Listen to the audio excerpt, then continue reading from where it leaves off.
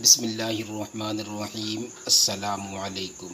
عہد رسالت کی ایک شب کا ذکر ہے۔ آسمان پر گہرے بادل چھائے ہوئے تھے اور مدینہ منورہ گھٹا ٹوپ اندھیرے میں ڈوبا ہوا تھا۔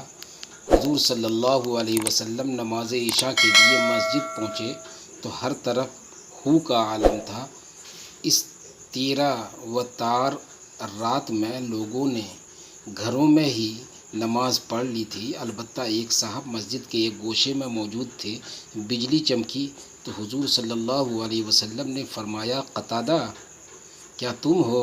عرض کی، ہاں یا رسول اللہ صلی اللہ علیہ وسلم، میرا خیال تھا کہ اس تاریکی میں جبکہ ہاتھ کو ہاتھ سجائی نہیں دیتا، بہت کم لوگ نماز کے لیے مسجد پہنچ سکیں گے، اس لیے ہمت کر کے قصداً حاضر ہوا ہوں۔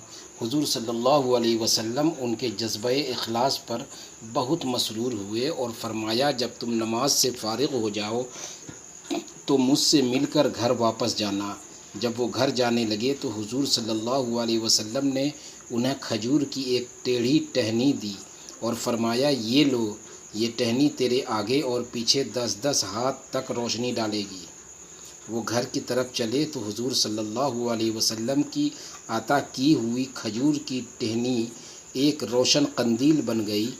وہ اس کی روشنی میں نہایت اطمینان اور سہولت کے ساتھ گھر پہنچے۔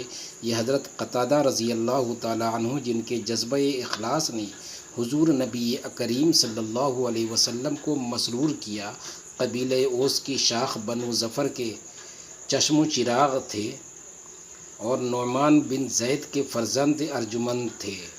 حضرت قتادہ رضی اللہ تعالی عنہ ابھی سن شعور کو نہیں پہنچے تھے کہ سایہ پدری سے محروم ہو گئے۔ ان کی والدہ انیسہ رضی اللہ تعالی عنہا بنت قیس نے، جو قبیلہ عدی بن نجار سے تھیں، قبیلہ خزرج کے ایک مرد شریف مالک بن سنان سے نکاح کر لیا۔ ان کی سلب سے مشہور صحابی حضرت ابو سعید خدری رضی اللہ تعالی عنہ پیدا ہوئے۔ اس لحاظ سے حضرت قتادہ بن نعمان رضی اللہ تعالی عنہ اور حضرت ابو سعید خدری رضی اللہ تعالی عنہ اخیافی بھائی تھے۔ حضرت قتادہ رضی اللہ تعالی عنہ کی کنیت ابو عمر بھی تھی اور ابو عبداللہ بھی۔ وہ انصار کے سابقون الاولون میں سے تھے۔ رمضان المبارک 2 ہجری میں بدر کے میدان میں حق اور باطل کی پہلی ٹکر ہوئی تو حضرت قتادہ بن نعمان رضی اللہ تعالی عنہ کو ان 313 نفوس قدسی میں شامل ہونے کا اشرف حاصل ہوا، جن کو اللہ اور اللہ کے رسول صلی اللہ علیہ وسلم نے کھلے لفظوں میں جنت کی بشارت دی۔ وہ شروع سے آخر تک میدان رزم میں داد و شجاعت دیتے رہے۔ اگلے سال شوال 3 ہجری میں حضرت قتادہ رضی اللہ تعالی عنہ غزوہ احد بھی بڑے جوش اور جذبے کے ساتھ شریک ہوئے۔ معرکہ کارزار میں کسی مشرک نے ان کی آنکھ پر ایسا سخت وار کیا کہ ڈھیلا باہر لٹک پڑا۔ لوگوں نے اس کو قتل کرنا چاہا تو انہوں نے کہا کہ حضور صلی اللہ علیہ وسلم سے مشورہ کر لو۔ حضور صلی اللہ علیہ وسلم کے سامنے معاملہ پیش ہوا تو آپ صلی اللہ علیہ وسلم نے فرمایا، نہیں۔ پھر اپنے دست مبارک سے حضرت قتادہ رضی اللہ تعالی عنہ کی آنکھ کے ڈھیلے کو ٹھیک جگہ پر بٹھا کر دعا کی، الہی اس کی آنکھ کو صاحب جمال بنا دے یا اسے زیبائی بخش۔ اللہ کی شان، یہ آنکھ پہلے سے زیادہ خوبصورت اور روشن ہو گئی اور عمر بھر کبھی نہ دکھی۔ جنگ احد کے بعد حضرت قتادہ رضی اللہ تعالی عنہ نے غزوہ احزاب اور دوسرے غزوات نبوی میں جان بازانہ شرکت کی۔ رمضان المبارک 8 ہجری میں حضرت قتادہ رضی اللہ تعالی عنہ کو ان 10,000 سرفروشوں میں شامل ہونے کا شرف حاصل ہوا جو فتح مکہ کے موقع پر حضور صلی اللہ علیہ وسلم کے ہم رکاب تھے۔ علامہ ابن اسیر رحمۃ اللہ علیہ کا بیان ہے کہ جیوش اسلام مکہ میں داخل ہوئے تو بنی ظفر کا علم حضرت قتادہ رضی اللہ تعالی عنہ کے پاس تھا۔ فتح مکہ کے بعد شوال 8 ہجری میں حنین کی خون ریز جنگ پیش آئی۔ اس کا سبب بڑا عجیب تھا۔ مکہ پر پرچم اسلام بلند ہونے سے جہاں عرب کے دوسرے معبودان باطل پر ہیبت ہیبت حق طاری ہو گئی۔ وہاں بنو ثقیف اور بنو حوازن کے جنگجو قبائل پر اس کا الٹا اثر ہوا۔ انہوں نے حق کے سامنے سر خم کرنے کے بجائے سرکشی پر کمر باندھی اور مسلمانوں کو ختم کر کے طائف میں واقع اہل مکہ کی جاگیروں اور باغوں پر قبضہ کرنے کا منصوبہ بنایا۔ ان بدبختوں نے بنو نضر، بنو ہلال اور کچھ دوسرے قبیلوں کو بھی اپنے ساتھ ملا لیا اور ایک بڑے لشکر کی صورت میں مکہ کی طرف بڑھے۔ ابھی وہ اوتاس کے مقام پر پہنچے تھے کہ حضور صلی اللہ علیہ وسلم کو ان کے فاسد عزائم اور نقل و حمل کی اطلاع مل گئی۔ حضور صلی اللہ علیہ وسلم ان کے مقابلے کے لیے 12,000 جان بازوں کے ساتھ مکہ سے اوتاس کی جانب روانہ ہوئے۔ اپنے لشکر کی کثیر تعداد دیکھ کر بعض مسلمانوں کی زبان سے نکل گیا، اب ہم پر کون غالب آ سکتا ہے؟ اللہ تعالیٰ کو یہ نازش پسند نہ آئی اور اس نے مسلمانوں کو ایک سخت امتحان میں ڈال دیا۔ لشکر اسلام جو ہی وادی حنین میں داخل ہوا، وادی کے دونوں جانب کمین گاہوں میں بیٹھے ہوئے دشمن نے اس پر تیروں کا میہ برسا دیا۔ بنو حوازن بلا کے قدر انداز تھے، ان کے تیروں نے قیامت ڈھا دی۔ پھر وہ کمین گاہوں سے نکل کر نیزوں اور تلواروں کے ساتھ مسلمانوں پر ٹوٹ پڑے۔ ہر اول دستوں میں زیادہ تعداد مکہ کے نو مسلموں کی تھی، وہ سرسمیہ ہو کر پیچھے کی طرف بھاگے اور دوسرے مسلمانوں میں بھی انتشار پھیل گیا۔ اس نازک وقت میں حضور نبی رحمت صلی اللہ علیہ وسلم عزم و استقلال کا کوہ گراں بن کر میدان جنگ میں کھڑے تھے اور صحابہ کرام رضوان اللہ عنہم کی ایک مختصر جماعت آپ صلی اللہ علیہ وسلم کے گرد سرفروشی اور جانثاری کا حق ادا کر رہی تھی۔ اہل سیر نے صراحت کے ساتھ لکھا ہے کہ اس ثابت قدم جماعت میں حضرت قتادہ بن نعمان رضی اللہ تعالی عنہ بھی شامل تھے۔ اس افراتفری کے عالم میں حضور صلی اللہ علیہ وسلم بڑے جوش کے ساتھ یہ رجز پڑھ رہے تھے: میں نبی ہوں جس میں کوئی جھوٹ نہیں اور میں عبد المطلب کا بیٹا ہوں۔ حضرت عباس رضی اللہ تعالی عنہ حضور صلی اللہ علیہ وسلم کے قریب تھے۔ آپ صلی اللہ علیہ وسلم نے ان کو حکم دیا کہ مہاجرین و انصار کو آواز دیں۔ انہوں نے نعرہ مارا: اے جماعت انصار، اے اصحاب شجرہ یعنی درخت کے نیچے بیعت رضوان کرنے والوں! اس پر اسرار آواز کانوں کان میں پڑتا تھا کہ تمام اسلامی لشکر دفعتاً پلٹ پڑا اور آنن فانن مشرکین کی صفوں کو درہم برہم کر دیا۔ مشرکین کے بے شمار آدمی مقتول و مجروح اور اسیر ہوئے اور بے حساب مال غنیمت مسلمانوں کے ہاتھ آیا۔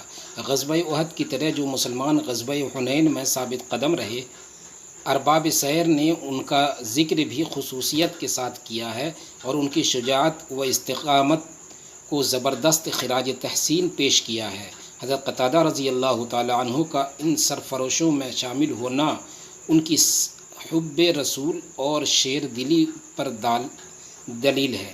عہد رسالت کے آخری ایام صفر 11 ہجری میں حضور صلی اللہ علیہ وسلم نے جنگ مؤتہ کا بدلہ لینے کے لیے آزمودہ کار مجاہدین کا ایک لشکر تیار کیا، جس میں حضرت ابو بکر صدیق رضی اللہ عنہ، حضرت عمر فاروق رضی اللہ تعالی عنہ اور سعد بن ابی وقاص رضی اللہ عنہ، حضرت ابو عبیدہ بن جراح رضی اللہ تعالی عنہ اور حضرت سعید بن زید رضی اللہ تعالی عنہ کے ساتھ حضرت قتادہ رضی اللہ تعالی عنہ بھی شامل تھے۔ تمام صحابہ رضی اللہ عنہم بڑے رتبے اور عظمت کے حامل تھے۔ حضور صلی اللہ علیہ وسلم نے امیر لشکر اپنے محبوب صحابی حضرت زید بن حارثہ رضی اللہ تعالی عنہ کے فرزند حضرت اسامہ رضی اللہ تعالی عنہ کو مقرر فرمایا۔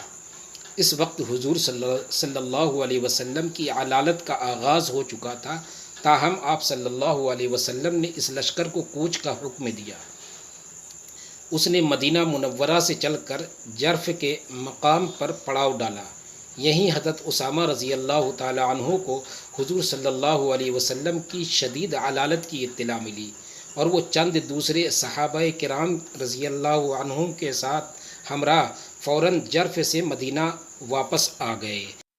حضرت اسامہ رضی اللہ تعالی عنہ کے مدینہ آنے کے فوراً بعد حضور صلی اللہ علیہ وسلم نے وصال فرمایا اور وہ آپ صلی اللہ علیہ وسلم کی تجہیز و تکفین میں شریک ہوئے۔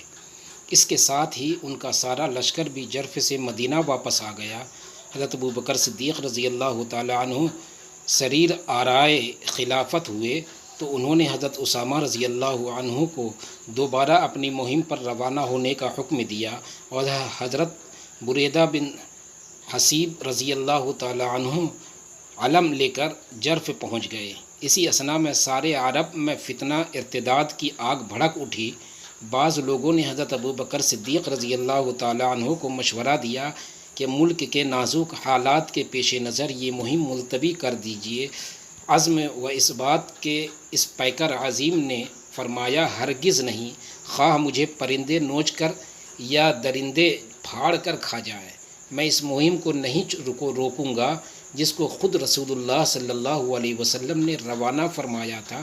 چنانچہ حضرت اسامہ بن زید رضی اللہ تعالی عنہ 700 صحابہ کرام کی معیت میں اپنی منزل مقصود پر پہنچے اور دشمن کو عبرت ناک شکست دے کر جنگ معطا کا بدلہ لے لیا۔ اس مہم میں حضرت قتادہ رضی اللہ تعالی عنہ بھی حضرت اسامہ رضی اللہ تعالی عنہ کے ساتھ تھے۔ جیش اسامہ رضی اللہ تعالی عنہ نے مظفر و منصور ہو کر مدینہ منورہ کو مراجعت کی تو حضرت ابوبکر صدیق رضی اللہ تعالی عنہ بہت مسرور ہوئے اور مہاجرین و انصار کو ساتھ لے کر مدینہ سے باہر اس کا استقبال کیا۔ حضور صلی اللہ علیہ وسلم کی رحلت کے بعد حضرت قتادہ رضی اللہ تعالی عنہ 11-12 برس حیات رہے، لیکن کتب سیر میں ان کی زندگی کے اس دور کے بارے میں کوئی تفصیل نہیں ملتی۔ علامہ ابن سعد رحمۃ اللہ علیہ کاتب الواقدی کے بیان کے مطابق حضرت قتادہ رضی اللہ تعالی عنہ نے خلافت فاروقی کے آخری سال 23 ہجری میں وفات پائی۔ امیر المؤمنین حضرت عمر فاروق رضی اللہ تعالی عنہ نے نماز جنازہ پڑھائی۔ ان کی جلالت قدر کا اندازہ اس بات سے کیا جا سکتا ہے کہ خود خلیفہ عرب و عجم حضرت عمر فاروق رضی اللہ تعالی عنہ، حضرت ابو سعید خدری رضی اللہ تعالی عنہ اور حضرت محمد بن مسلمہ انصاری رضی اللہ تعالی عنہ جیسے اکابر امت نے انہیں آغوش لحد میں اتارا۔ وفات کے وقت وہ 65 برس کے تھے۔ اللہ تعالیٰ کی ان پر بے شمار رحمت نازل ہو، آمین یا رب العالمین۔